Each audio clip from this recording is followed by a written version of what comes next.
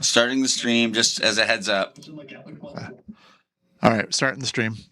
So was Trump. All right, and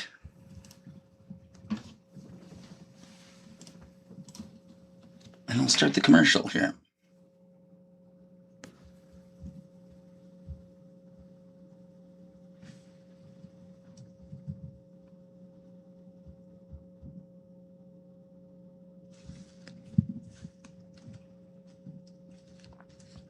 Support for Wrong About Everything comes from Minnesota's credit unions. Credit unions are locally based, member-owned financial cooperatives that return earnings to members through higher savings rates, lower loan rates, and reduced fees. Visit mncun.org for more information.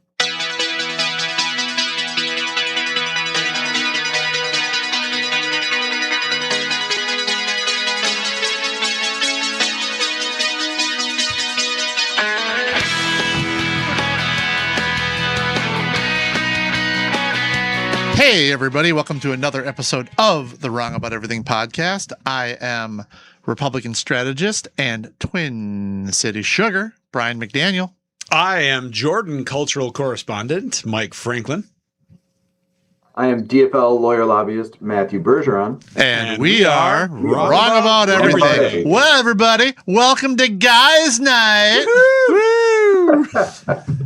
Yeah, anyway. So, everybody, welcome to the... I was once a woman on this show. Yes, Mike originally was the funny Republican woman because Amy had stuff to do in the paper. But anyway, everybody, welcome to the Minnesota Credit Union Network studios, deep within the recesses of MBC Studios here in Northeast Minneapolis. We want to thank you for tuning in, and hopefully you're watching us on YouTube. Our producer, Gabe, the lovely and talented Gabe Noah, told me that our subscriptions are up, which is awesome because we hope that you're liking, subscribing, and sending to a friend, sending to a neighbor, send it to an enemy, send it to a total stranger. World-class news source in these troubling times. Yep. Where else are you going to find out what we know? Oh, we're going to find out today. There's all kinds of stuff we know. We know all kinds of stuff.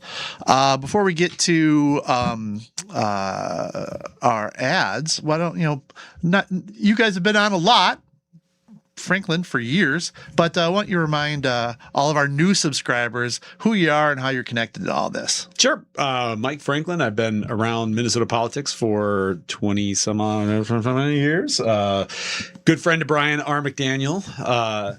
Not a good friend of Brian R. McDaniel. Good friend of Matthew R. Bergeron.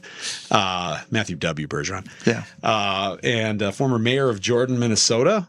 Worked with Brian, actually, at Momentum Advocacy. And prior to that, did some private practice in public affairs. And just kind of a guy about town commenting on these, these troubling times. Mr. Bergeron? Matthew? Yeah, my name is Matthew Bergeron. I'm a healthcare and government relations attorney at Larkin Hoffman. This is going to be my 16th legislative session in Minnesota politics in one form or fashion, and I represent a variety of clients in front of the state legislature with a particular focus on healthcare. So I've been on and off as a guest on this show for long time, years now. Yeah, and so it's always fun to be back and a chance to chat about what's going on in Minnesota national politics. Well, and once upon a time, we all worked at the same firm. We did. And now none of us are there. So, let's talk about our good friends at the Minnesota Licensed Beverage Association. Since 1952, the Minnesota Licensed Beverage Association has been helping licensed beverage retailers in the state of Minnesota with information resources, educational programs, and government affairs services designed to promote and protect their business. All their member retailers understand that with the MLBA, you are not alone. And then we also want to talk about our good friends at Bradshaw and Bryant. Their entire team of attorneys and staff is dedicated to providing the legal advice you need, combined with the service and personal attention you deserve. If you have questions about how they can assist you with a personal injury, wrongful death, or criminal defense matter, do not hesitate to contact them. Consultations are free. Please contact them at 800-770-7008 or at minnesotapersonalinjury.com. Now, before we get to the substance of what we're talking today, I also want to just say a little bit about our good friends at the Minnesota Credit Union Network. My wife and I almost fell victim to an extraordinarily elaborate phone scam. And so somebody called us up saying that they were from our credit union. They had just enough information to make it seem plausible that there had been fraudulent charges, and it was pretty genius. What they did is they somehow were able to buy Chipotle, so they got our number somewhere, our credit card number somewhere. They bought Chipotle, then they called us up and said, "Hey, somebody just used your card for Chipotle," and then they started like talking to Jenny, trying to get more and more information. And at some point, we caught on. She had him on speaker. And then I said, ask him what his name is and what's the name of his supervisor. And the guy gave the name of basketball players from the 1990s. Well, guess what? This old man knows who John Stockton is. So I said, "Oh, you're a point guard for the Utah Jazz, huh?" And then he hung up. Yeah, don't get too many by Brian. Nope. But actually, if he wanted to do it, he should have just named a current NBA player, because I would have had almost no idea. Our colleague said he should have gone by Jaden McDaniels, and Brian might have thought it was a distant relation. No, I would have been angry at anyone who puts an S at the end of their name. But in any event, so let's. So we're taping today. It is Wednesday, February 4th, and in Minnesota, we have a precinct caucus system. So last night were precinct caucuses where Republicans and Democrats will go to, usually a local school, and they'll break us down into our precincts, and that is where you do straw polls. That is where you start the process of deciding who's going to get your party endorsement, and it's generally pretty miserable for almost anyone involved. I'm in a new, in the Republicans, we call it a BPOU, right? Because that just trips off the tongue, the basic party organizational unit. But I'm in a new BPOU now because we moved from Apple Valley to Lakeville. So I loved it because only a couple people knew me. So I just got to go do my work and then move on. But I used to be the party chair, and it's a lot of work. So I guess, congratulations to everybody who got through it. But the Republicans, we have a pretty contentious gubernatorial endorsement coming up, and there was a lot of clarity that was put on that last night. But did the Democrats have anything huge on their straw poll agenda, or did they not do one because it's going to be Clobo and all that? Well, yeah, no, and that's, obviously the Democrats have a hotly contested Senate endorsing process on the national, but that was not played out in the straw poll in the same way that we saw on the Republican side. But there was a lot of energy and a lot of participation, and I think that the Senate race is a part of that. But I also think just the general sentiment amongst Democrats of needing to feel involved is absolutely a part of that as well. Well, I'm sure that right now it would be pretty safe to say that the enthusiasm meter is pointing definitely towards the progressive left. But because I'm in CD2, so I'm in the 2nd Congressional District. So we had not only just governor stuff, but we also have a pretty tightly contested race to be the Republican nominee for the 2nd Congressional District. We have a Senate race with many people in it. But we only did the straw poll on governor, which surprised me a little bit that we didn't do more, as it's a good way to get people to participate. But things shook out on the straw poll pretty much, I would say, chalk, the way we would think, with current Speaker of the House, Lisa Damath, got the most votes, with Kendall Qualls right behind her, and then the MyPillow guy in third. But there was a big gap after MyPillow to the rest of the field. So I think that you're going to see, and Mike has some of that pulled up right now so he can talk about specifics, but I think we're going to see a lot of the Republican candidates who haven't kind of caught fire start either dropping out or running for something different. I'm thinking mostly like Kristen Robbins, who is in the Maple Grove area. Her state senator, Warren Limmer, who's been there a billion years, he is deciding not to run again. So that would be someplace I could see her shift.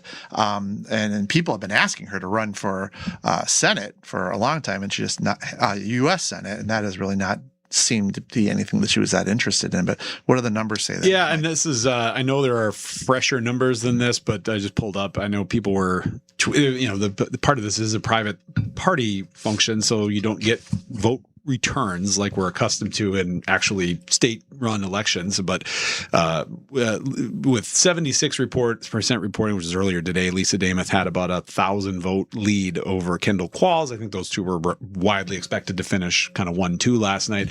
I agree. This should serve as sort of a narrowing, almost like you think about like the Iowa caucus, where it's not really there's a X number of tickets out of town, and it looks very much like Lisa Dameth and Kendall Qualls are well positioned to earn the endorsement. I was trying to remember too. I know Speaker Dameth has agreed to abide by the endorsement, which is kind of Republican parlance in a lot of ways. But Republicans I think it's fair to say, Matthew, correct me if I'm wrong, that Republicans put a lot more emphasis on the endorsement, or at least have historically, than the DFL.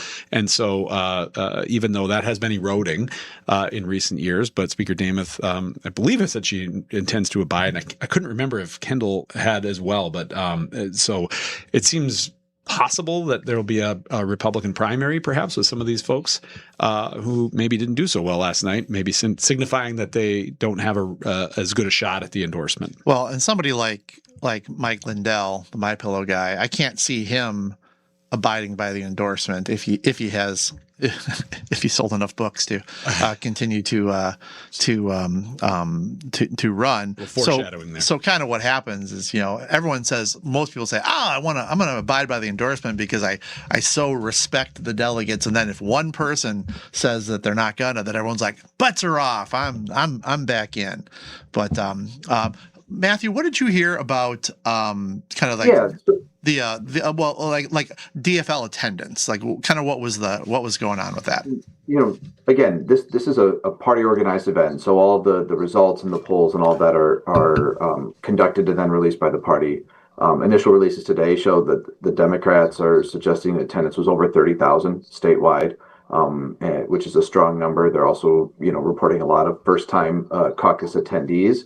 That's a little bit less surprising because it's been a number of years since we've had particularly hotly contested statewide races, which of course draw. I mean, I think you'd have to go back to the Walz-Murphy gubernatorial contest 8 years ago to the last time we had something that really, I think, drove folks to their caucuses on a more statewide level. So it's not super surprising that we would have a lot of first-time attendees. But I think that's if Democrats and party leadership were very quick to show images of lines and packed classrooms in a lot of these settings, and so I think that's absolutely going to be part of how this is talked about going forward. Is there being a lot of energy in the Democratic voter base, and how that plays out going forward, and other things like broader base polling, fundraising numbers, things like that is yet to be seen. But yeah, I mean, the initial reports coming out of yesterday is definitely a significant participation, particularly considering the initial reports from the Republican caucuses suggest something less than half than that. Well, and I think, and I'll let Mike talk about this a little bit, because I think Mike and I had very different caucusing experiences. So I live in Lakeville, so I was at the Lakeville North High School, and my precinct was not my personal one was not particularly. It wasn't empty, but there weren't a ton of people there.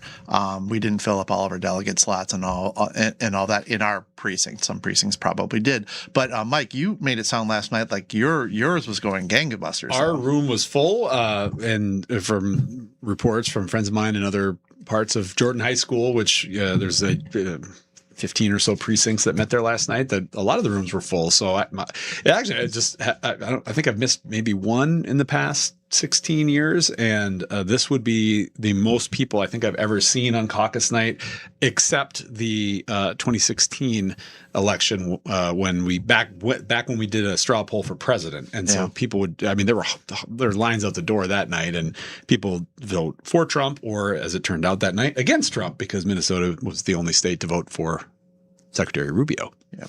So, Mike, your district, that part of the state has got multiple down ballot open or competitive seats in it, We right? do. I mean, you've And got so a that- congressional race, you've got a Senate race. Yeah. So Because that's, I mean, I mean, it would make sense, and it's probably a good sign that those races would still, a good sign for Republicans that those races would still motivate participation. But you probably have more things going on. I don't know how competitive each one of those are, but you've got a few open things. we have right? open seats, and so therefore, I mean, this is also where candidates are seeking endorsements. And I did confirm, by the way, Kendall Qualls is agreeing to abide. So presumably one or the other of Dameth or Qualls will be out of the race after the convention if they both hold to their pledge. But to Matthew's point, when candidates drive this too, right? So the candidates are very organized, or when candidates are very organized, they'll make a particular effort to push people out to the poll, to the precinct caucuses, so that they have delegates that are committed to vote for them and endorsing conventions. Well, and I think that's you mentioned a little bit before that maybe the difference between Democrats and Republicans when it comes to abiding by the endorsement. And I think you're right at the statewide level. We have seen in a number of instances in recent years where the Democrat endorsed at the state convention, then subsequently lost a primary, whether it was Senator Aaron Murphy, whether it was then Speaker of the House Margaret Anderson Kelleher that went on and lost those things. I will just say on the Democratic side, we tend to see much more abiding by the endorsement at the more local races. Got it. Folks in the House and Senate districts tend to do. I mean, if for no other reason, then it's a lot of energy and time, and it takes a lot to try to run something if you don't have an endorsement. You don't have access to the party voter file. You've got to recreate a lot of those things, and so it's a real challenge there. So we still see that, and I think that drives a lot of that energy and turnout, because it's a short and an intense campaign when you're running in a local race, particularly if the district's not competitive in November. Like, sometimes the endorsement is, for better or for worse, The election. that election. Yeah. So Gabe has some KSTP poll numbers to the Matthew. I'm not sure if you can see them or not, but to the right of our screen, for the Minnesota governor's race, kind of shows Amy Klobuchar, who is the presumptive nominee for the Democrats, and then how she kind of stacks up against the throng of potential Republicans. First one up there is with between Amy Klobuchar and House Speaker Lisa Dameth, who's between she and Kendall Qualls are the two strongest candidates in my estimation. But 49% for Amy Klobuchar, 34% for Lisa Dameth. So that's a 15% spread, which is not shocking because most of the state has not heard of Lisa Dameth, and that is going to be her job to raise enough money to get people to know who she is and what she's all about. And Amy Klobuchar is probably she is as identifiable in this state as anybody. Then the second one, and then we can talk about both of them, was Amy Klobuchar up against Kendall Qualls, and that was 49-33, so pretty much the same. Now, Kendall Qualls has run for many things over the last couple of cycles, and people on the right think generally pretty well of him, but I would say probably outside of Republican Party circles, he is also not that well known. So with each of these, it kind of shows that even in the best of years, under the best of circumstances, Republicans are going to have a real uphill battle to beat Klobuchar, because we know it's not going to be the best of years and it's not going to be the best of circumstances. Matthew, I'm genuinely curious about your take on this poll, not because of the big lead, but I was actually very surprised to see Senator Klobuchar's number under 50%, which was also reflected in her approval rating. I think it was an equal 49. Again, I'd much rather be her in this spot if I'm just looking at the horse race numbers. But yeah, there it is, 48% approved, 38%, which this number is, it seems kind of strikingly low to me and also it's been a couple of months, but I think Governor Walz had very similar numbers back in, I want to say, early January or maybe December. I forget which, when the last Survey USA poll was out. So that did surprise me a little bit about the survey. Yeah, and I never know how to react to approval, disapproval, because there's a lot of folks that will disapprove but will 100% vote for somebody, right? Like oftentimes, somebody on that elected's flanks that they're not going far enough, right? So I disapprove of Senator so and so, but I'm going to vote for them because obviously I want them to come more my way. I'm not going to go with the folks on the other side. So it's always a little bit hard for me to assess some of that. I also think those are high uncertain or undecided, I should say, numbers there too. I mean, it'll be interesting to see if that broke evenly. If the undecideds in that poll broke evenly, you'd be looking at Senator Klobuchar with a comfortable majority, right? Little bit of a shout out to a friend of the program, Shannon Watson, who said that the name of this episode should be "Wrong About Beards." Oh, Shannon. Sorry, I cut you off, Matthew.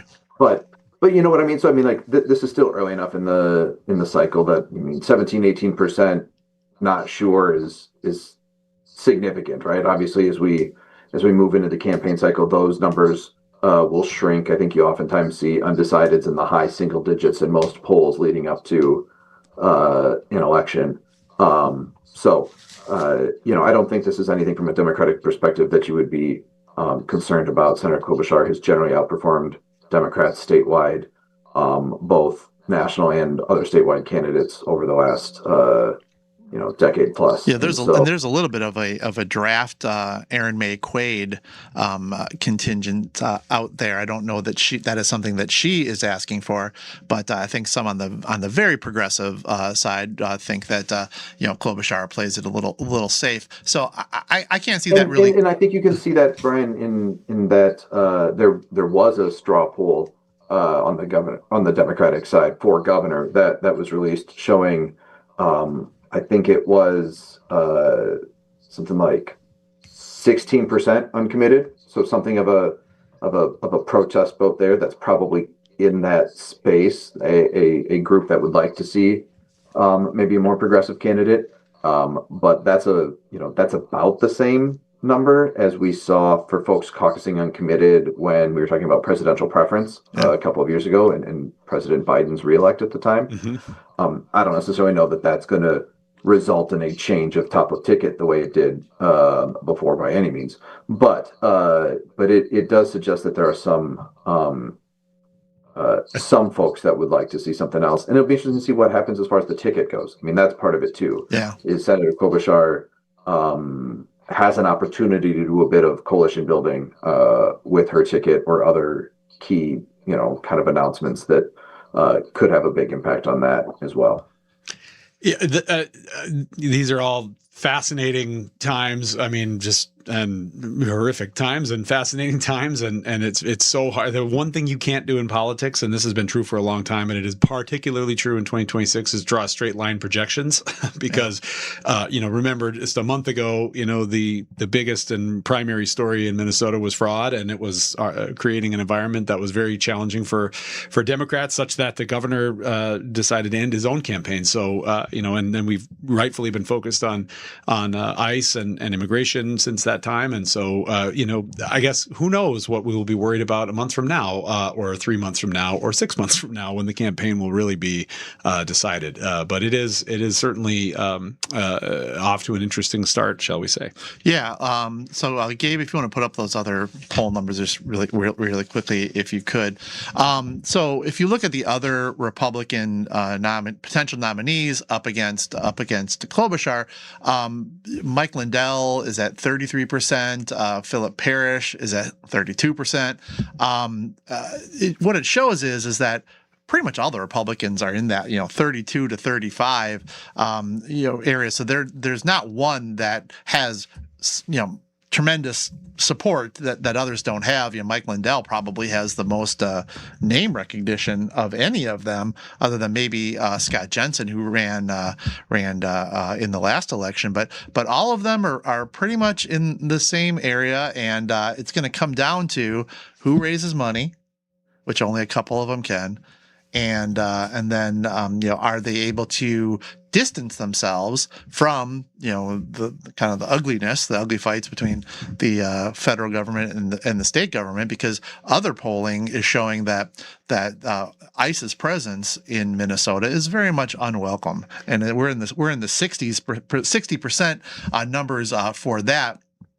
So that is not something that is just Democrats vote one way and Republicans vote anyway. Obviously, we're getting people that are going back and forth there. There is polling numbers saying that they would like to see local law enforcement working better with the federal government. But other than that, the numbers, up here we have immigration strategies used by ICE, 64% disapprove. It's hard to get 64% of people to agree on the day of the week. But to get that shows that's a significant headwind that Republicans have to have an answer for. And I was a little surprised in my precinct caucus, there was not a lot of talk about this. I was actually, you and I, we did very little show prep between you and me. I was going to make the same observation. There was very little talk about immigration, ICE. Granted, the format is somewhat stilted, where it literally be scripted from kind of point A to basically the point where you can introduce platform resolutions. It's sort of run by the temporary and then the permanent chair, and there's an agenda, and they kind of stick to it. So there's not a lot of opportunity for crosstalk, but even we did have some of it, and it did not get the attention I thought it deserved. Yeah, and I think that's kind of to me it's telling. I'm not going to put you on the spot, but it was not something I thought I'd go in there and it was going to be a rah Trump rally. We got to do this and that to get out them and them, but it was not that. The Republicans that I was seeing, they were not trying to own this, and when they did speak of it, the brief time that they did, they were saying, hey, we have to have a more measured response, and we have to make sure that everyone's following the law and all that. So they know that they can't rally behind the federal government completely here. Mm-hmm. But if there was ever a place that could happen, it would be at Republican precinct caucuses, and that didn't happen. So I certainly hope that our elected officials on the Republican side are paying attention to that, because I don't think that we're hearing a fair amount from state level Republicans that are having a real hard time with the quite obvious abuses of people's constitutional rights, American citizens and non-American citizens. But you're not really hearing, from the Republican congressional delegation. Right. Only, a little bit. Granted, Tom Emmer's the whip, but I would of course encourage all of our elected Republicans to have a voice on this and to kind of see what's happening to our state. Because you can very much justify, we have federal law and we have to enforce that, but how we're doing it is wholly unacceptable. We've talked about it on this program for a number of weeks, and I think it's very important that we not just accept that the following of federal law means that our federal constitutional rights have to be somewhat compromised. That's not a good trade-off, and not one that I'm willing to make.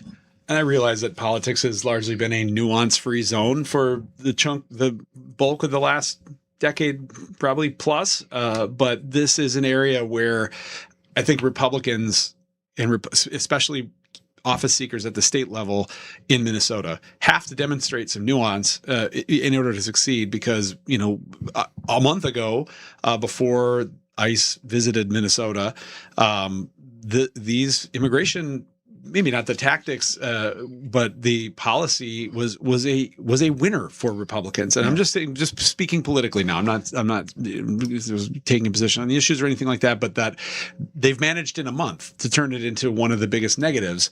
And I think that that's going to be complicating for Republican candidates to try to sort of get back to the place where we were talking about, having a border and having a controlled border and reminding people how we got into this place, at least from a Republican perspective, of having effectively an open borders administration for 4 years, and yet reminding people that there is a way to do this with humanity and in a way that hews to certainly the Constitution, also federal law. And I would count myself in that category of people that wishes there was cooperation between our local and federal law enforcement, but I understand why there can't be right now. If you hate immigrants more than you love the First Amendment, the Second Amendment, the Fourth Amendment, Fifth. I would suggest the problem is with you. I just don't think that's not a winning argument, and it shouldn't even be a winning argument with Republicans. In fact, that should be something that would be discounted out of hand, because we love those things. Mm-hmm. And if we're going to say we love those things,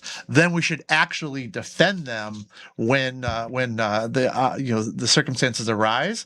And that has happened. And the last thing I want to say, that I actually have a question for Matthew, but I teach American government at Concordia, so I teach the Bill of Rights quite extensively, and the one that no one pays any attention to is the Third Amendment, which talks about not being forced to quarter troops in your home. And my question is because of the lack of hotel accommodations in the state of Minnesota, am I going to have to start worrying about the Third Amendment too? I mean, is this going to be like them knocking on my door saying, "Hey, Charlie from Louisiana needs a place to stay"? You and I are old enough to remember when it was primarily Republicans that used to carry around the pocket Constitution and remind everybody how much they like that. I'd suggest that there's some rereading in order, and I hadn't thought of the Third Amendment implications in a while, but I concede. I think I like all the amendments. I mean, I'm a little. 17 and 27 we can talk about, but for most of them. I think that I've also found that your opinion about what constitutes a speedy trial to be pretty offensive. Thank you. Weeks, not months. Yes. Matthew, a question. Feel free to comment on anything we just talked about, but and you don't have to give your personal opinion, but how do you see things playing out between Lieutenant Governor Flanagan and Congresswoman Craig? Because we're getting some polling numbers on that showed them very close. The money is, I guess I was a little impressed by how much Peggy Flanagan had raised. I know that when you look at the crosstabs, her burn rate is pretty high, but I just get the impression that Flanagan has run a much more aggressive Minnesota campaign, and that Craig has been raising money, obviously appropriately, planning on going to the primary. But kind of what are the Democrats saying about that internally? I mean, that is absolutely. I think that the lieutenant governor is focusing on the endorsement. She's traveling extensively. She's meeting with people. It's that kind of like grassroots rate. It's organizing. I mean, I think that's probably a large chunk. I haven't looked at the campaign finance reports, but I would gather that the burn rate comes from paying people to go places and do things and make calls and knock doors and that kind of stuff, right? Where if you're planning a little bit more of a statewide primary strategy, you're probably reserving some of those funds for media buys over the course of the summer. There's always that interesting balance when you're looking at an August primary, but you also don't want to get smoked in the endorsement, right? Mm-hmm. Like you don't want it to be the storyline is, wow, it was overwhelmingly rejected at the endorsing convention and still running in the primary, right? You want to be competitive, and in fact, if you can block an endorsement, if you can sit just above 40% and have it, that's a major win for a candidate whose strategy is primary all the way. For Democrats, I think that the role of federal immigration enforcement in Minnesota is going to be a major theme in that campaign. I think you've seen Congresswoman Craig be very vocal in the last few months, and you've seen representatives and folks from the Flanagan campaign be very critical of the Congresswoman's voting record on certain issues there. And I think that is going to be an underlying theme. I think There will absolutely be folks that will point to Congresswoman Craig's broader name recognition generally, and maybe some of the fundraising dollars as part of an electability argument along those lines. I think similarly, there will be concerns from some folks that the lieutenant governor will be tagged with some of the critiques that forced Governor Walz out of the race, right? I mean, I do think that the governor and the lieutenant governor are not similarly situated as it relates to an administration's actions, and so I think there will be pieces to that that'll be different. I don't think it's quite the same thing, but that's absolutely going to be part of the concern amongst Democratic delegates heading into an endorsing convention is how afraid are we of that critique and that baggage over the course of the summer into the fall, versus how do we feel about specific votes on federal enforcement that Congress likes. I mean, that's absolutely going to be a tension and a theme of that race. And I expect it to be pretty competitive, and I think the early polling suggests that. Yeah. Just as you mentioned electability, I've been kind of fascinated. We're looking now at a graphic of the field, if you will, for the Senate, which includes Lieutenant Governor Flanagan, Congresswoman Craig, and the 5 Republicans that are seeking the nomination. And the biggest name to enter is Michelle Tafoya, who got in a couple of weeks ago on the Republican side. Limo. The question that I've been wondering about for a while is, on the Democratic side, if electability is a real question, which I would suffice to say that prior to Michelle Tafoya getting in the race, I think was not really much in question. It seems almost certain that whoever won the DFL primary would go on to the U.S. Senate. That would give Democratic voters, if you will, permission to sort of go a little further to the left, which would be Lieutenant Governor Flanagan. That's looking at it from the outside. Does the electability quotient change if Tafoya starts to show a more competitive race, or does that alter the race in any way? I mean, and challenge my presumptions, if you will, that I'm not saying either or both are unelectable. I'm just saying that is what I have heard.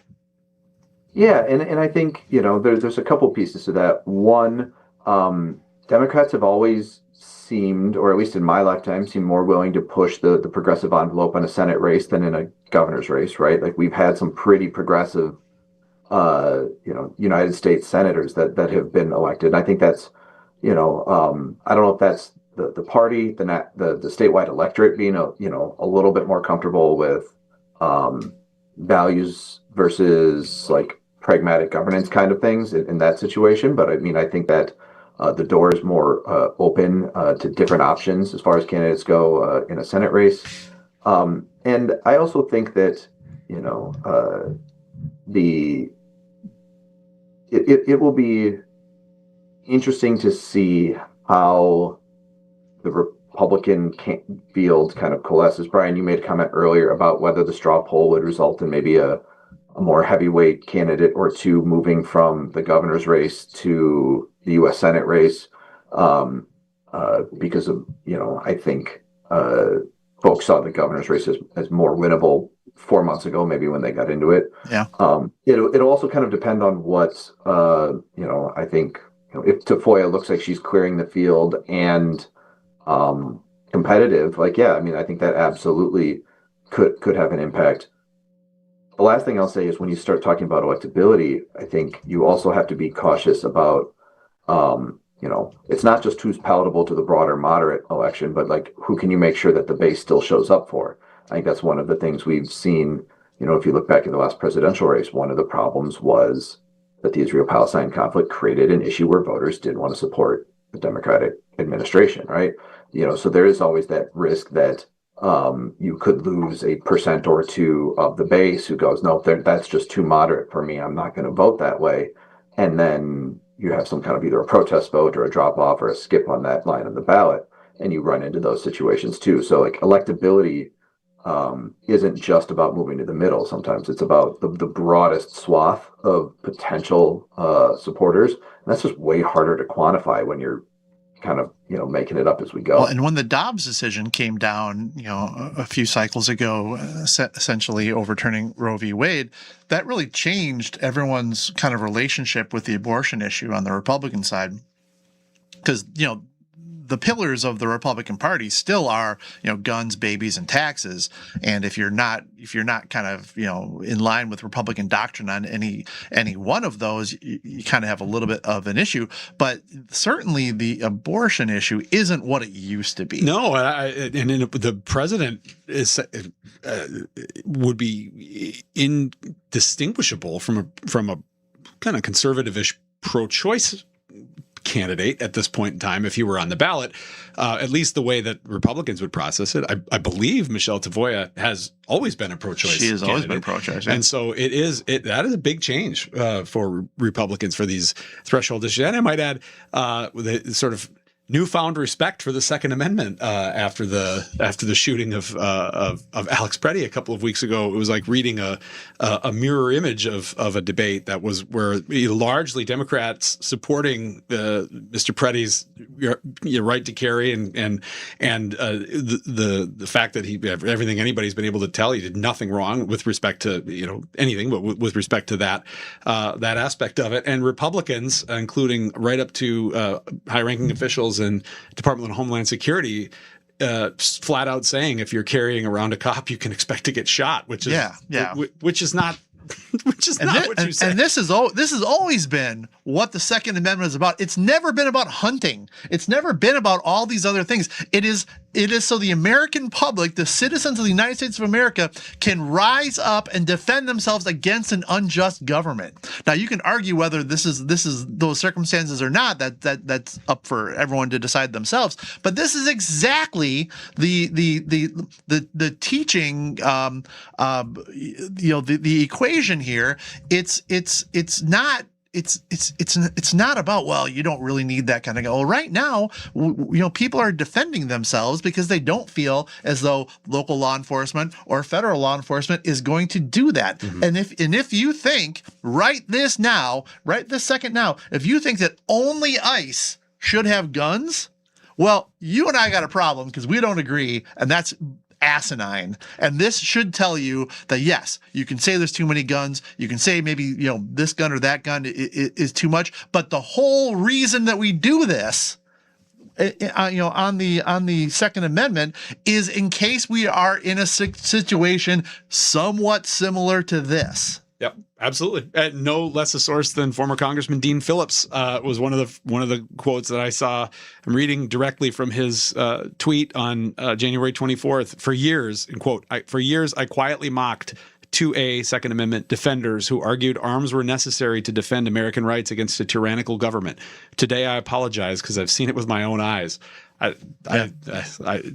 Well, we got to move on to Spanks and Things. But I think one thing that we should do is we should give a little shout out to a friend of the program, Rob Dorr, and the Gun Owners Caucus, because they have been very consistent on this, and they have done a really good job kind of educating left, right, center about what the laws really are when it comes to carrying in certain situations in certain places, just holding a consistent position that ostensibly, and in their case, demonstrably matters to you, even though it becomes politically inconvenient, perhaps. Profiles encourage, I guess, in 2026. I guess. So, Matthew, any last thoughts before we go to Spanks and Things? No, I'm good. Okay. Well, I guess we should also talk about it if anyone has any plugs. Matthew or Michael, do you have any plugs that you wanted to talk about before we bounce over to that? I think it was parlance of the show, regular guy. Yeah. All right. Yeah. Well, every Tuesday, Amy and I are on the BS show with Bob Singh and Severe. Every Friday, Carla Bigham and I, we do Wrong About Sports and Super Bowl week. So I guess as part of your Spanks and Thanks, you got to make your Super Bowl prediction. I'm going to do that. And then every other Friday, either Amy or I are on the Al Travis show. And every Wednesday, our Minneapolis cultural correspondent, Allison Nessie, is also on the Al Travis show. But okay, let's go to Spanks and Thanks. Which of you guys would like to go first? You want to go, Matthew? Sure. I'm going to start by spanking Mike Lindell. Brian made a little bit of a teaser comment before, but we're in the season of campaign finance reports as people have closed 2025 and are reporting. And the Lindell for Governor campaign announced that it had raised over $350,000. This is a couple of weeks in the campaign. That's a pretty impressive number. And then it also reported that more than half of that, or roughly around half of that, was spent on copies of Mike Lindell's autobiography, his memoir that he self-published. So half of that campaign money went back to him. The explanation was they decided to give away copies of books instead of campaign literature or mailings.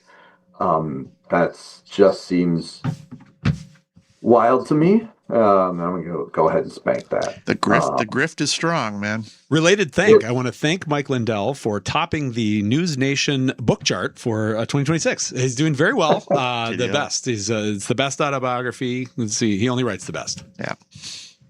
Well, and then when I read it was self-published too. It was like, oh my goodness. And then my thank is to the hundreds or thousands of people that work to organize caucuses, having chaired districts, having put on conventions. It's a ton of work. Almost nobody, except a couple of party staff that help on each side of the aisle, get paid to do any of this. It is, hours of preparation and planning and logistics.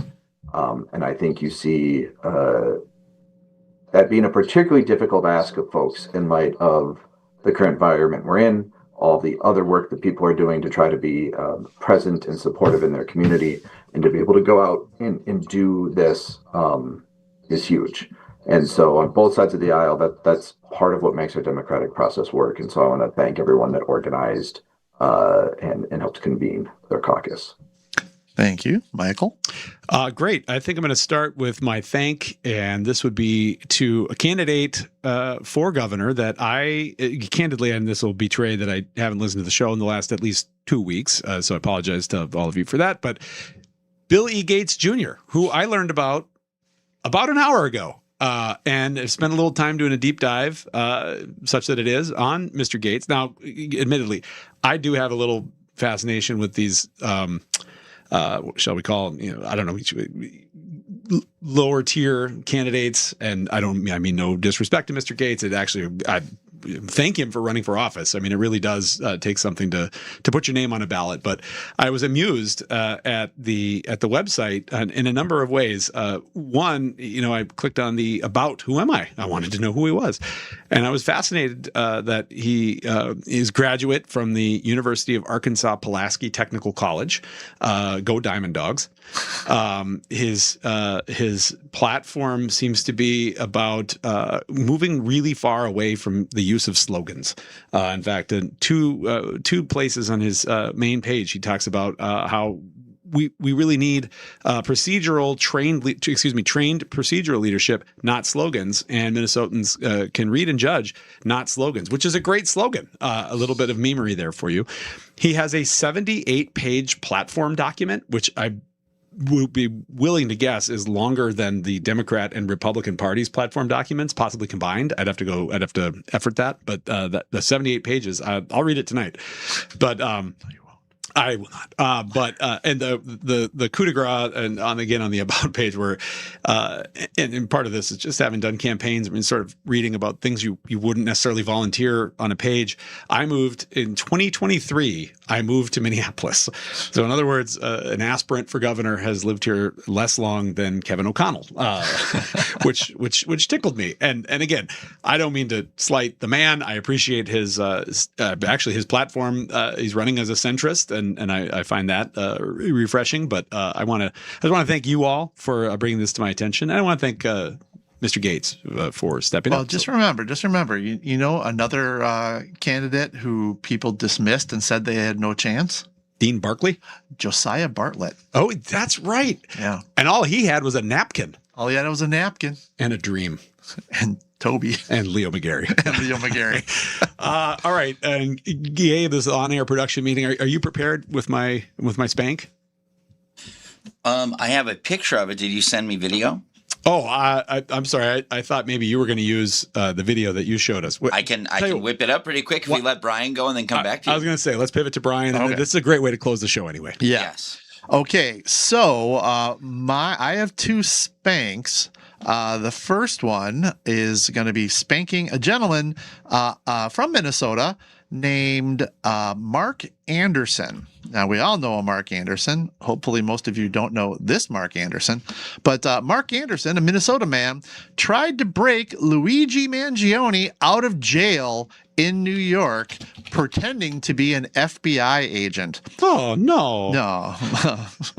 Let's go. Mark Anderson, 36, was charged Thursday with impersonating a federal agent after authorities said he showed up at the Metropolitan Detention Center in Brooklyn, claiming to be an FBI agent with a court order to release Mangione. Sources said. Now, it was novel that he had a court order. Good for him. But are you kidding me? There's not enough going on in Minnesota that now we got to travel to try to break, a murderer out of jail for what? Anyway, he's spanked, idiot. We live in the dumbest possible time. Yeah, because now guess what? You're gonna be his bunkmate, you idiot, and good for you. So my second, He is fetching. Luigi, he's I don't know. Oh, okay. I'm not an eyebrow guy, but if you are, good agree for to you. disagree. So my second spank is going to be to Dr.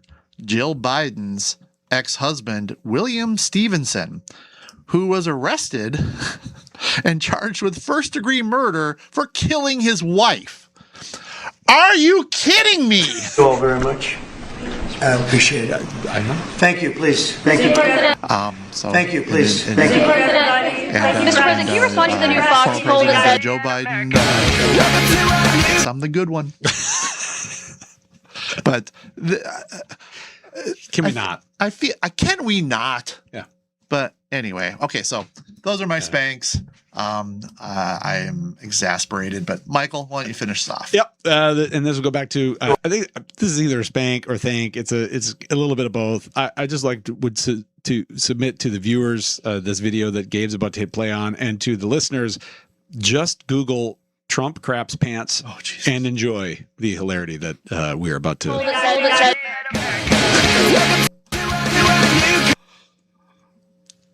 President Obama. Going to go down. Thank you all very much. I appreciate it. Thank you. Thank you, please. Thank you. Thank you. Thank you, please. Thank you. Mr. President, can you respond to the new Fox poll that